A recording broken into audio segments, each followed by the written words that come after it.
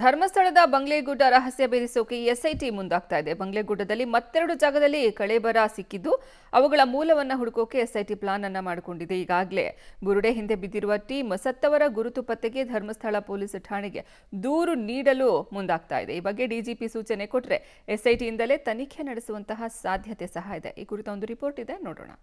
ಬಂಗ್ಲೆಗುಡ್ಡದಲ್ಲಿ ಸಿಕ್ಕ ಬುರುಡೆ ಜಾಡು ಹಿಡಿದ ಎಸ್ಐಟಿ. ಬುರುಡೆ ರಹಸ್ಯ ಭೇದಿಸಲು ತನಿಖೆ ಆರಂಭ. ಮತ್ತೆರಡು ಜಾಗದಲ್ಲಿ ಪತ್ತೆಯಾಯಿತು ಕಳೇಬರ. ಧರ್ಮಸ್ಥಳ ಬಂಗ್ಲೆಗುಡ್ಡ ರಹಸ್ಯ ಬಗೆದಷ್ಟು ಬಯಲಾಗ್ತಿದೆ.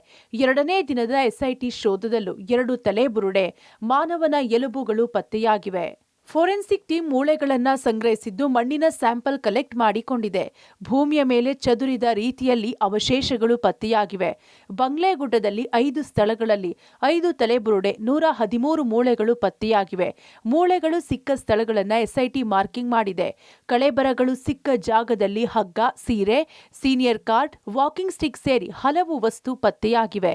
ಧರ್ಮಸ್ಥಳದ ಬಂಗ್ಲೆಗುಡ್ಡದಲ್ಲಿ ಸಿಕ್ಕಿರೋ ಮಾನವನ ಅಸ್ಥಿಪಂಜರದ ಮೂಲ ಹುಡುಕಲು ಎಸ್ಐಟಿ ಪ್ಲಾನ್ ಮಾಡಿದೆ.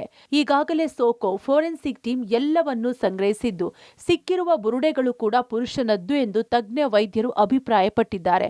ಅಂದಹಾಗೆ 7 ತಲೆಬುರುಡೆ ಪೈಕಿ ಪೊನ್ನಂಪೇಟೆಯ ಟಿ ಶೆಟ್ಟಿಗೇರಿ ಗ್ರಾಮದ ಅಯ್ಯಪ್ಪ ಅನ್ನೋರ ಐಡಿ ಕಾರ್ಡ್, ಊರುಗೋಲು ಪತ್ತೆಯಾಗಿದೆ. ಇದು ನಮ್ಮ ತಂದೆಯದ್ದೇ. ಆರೋಗ್ಯ ಸಮಸ್ಯೆಯಿಂದ ಬಳಲುತ್ತಿದ್ದ ಅವರು 7 ವರ್ಷಗಳ ಹಿಂದೆ ನಾಪತ್ತೆಯಾಗಿದ್ರು. ಎಸ್ಐಟಿ ತನಿಖೆಗೆ ಕರೆದಿದೆ. ಹೋಗ್ತೇವೆ ಅಂತ ಅಯ್ಯಪ್ಪ ಪುತ್ರ ಜೀವನ್ ಹೇಳಿದ್ದಾರೆ. 17 ಆಸ್ಪತ್ರೆಗೆ ಅಂತ ಹೋದವರು ಮೈಸೂರಿಗೆ. ಅಲ್ಲಿಂದ ಪದೇ ಪದೇ ಫೋನ್ ಮಾಡ್ತಾ ಇದ್ದೆ, ನಾನು ಸ್ವಿಚ್ ಆಫ್ ಅಂತ ಬರ್ತಾ ಇದ್ದು. ಅಲ್ಲಿ ಆಸ್ಪತ್ರೆಗೆಲ್ಲ ಹೋಗಿ ಎನ್ಕ್ವೈರಿ ಮಾಡಿದೆ. ಅಲ್ಲಿ ಬಂದಿಲ್ಲ ಅಂತ ಗೊತ್ತಾಯಿತು. ಮತ್ತೆ ನಾನು ಬಂದು ಕಂಪ್ಲೇಂಟ್ ಕೊಟ್ಟು, ಭಕ್ತರು ಅವರು ತುಂಬಾ ವರ್ಷಕ್ಕೆ 1 ಸಲ 2 ಸಲ ಹೋಗ್ತಾ ಇದ್ರು. ವೀಕ್ ಮೈಂಡೆಡ್ ಪರ್ಸನ್ ಅಲ್ಲ ಅವರು, ಧೈರ್ಯಶಾಲಿ ಆಗಿದ್ರು. ಬಟ್ ಅನಾರೋಗ್ಯ ಸಮಸ್ಯೆ ಸ್ವಲ್ಪ ಜಾಸ್ತಿನೇ ಇತ್ತು.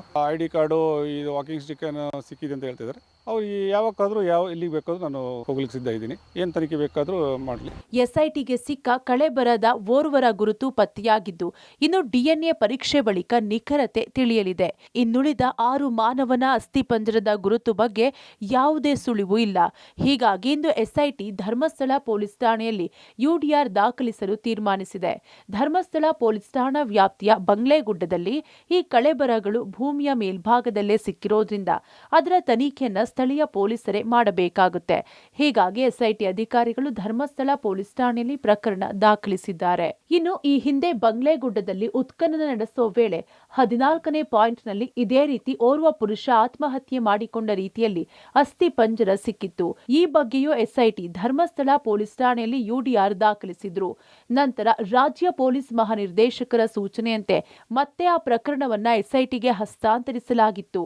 ಅದೇ ರೀತಿ ಈ ಪ್ರಕರಣವನ್ನು ಡಿಜಿಪಿ ಸೂಚಿಸಿದ್ರೆ ಮತ್ತೆ ಎಸ್ಐಟಿಗೆ ಹಸ್ತಾಂತರ ಮಾಡೋ ಸಾಧ್ಯತೆಯೂ ಇದೆ. ಒಟ್ನಲ್ಲಿ ಬಂಗ್ಲೆಗುಡ್ಡದ ರಹಸ್ಯವನ್ನ ಭೇದಿಸಲು ಹೋದ ಎಸ್ಐಟಿ ಇಡೀ ಅರಣ್ಯವನ್ನ ಶೋಧ ನಡೆಸಿ ಮುಗಿಸಿದ್ದು ಇನ್ನು ಮುಂದಿನ ತನಿಖೆ ನಡೆದೆ ಬುರುಡೆಗಳ ರಹಸ್ಯ ಹೊರಬರಬೇಕಿದೆ. Sukpal Polali, public TV, Mangaluru.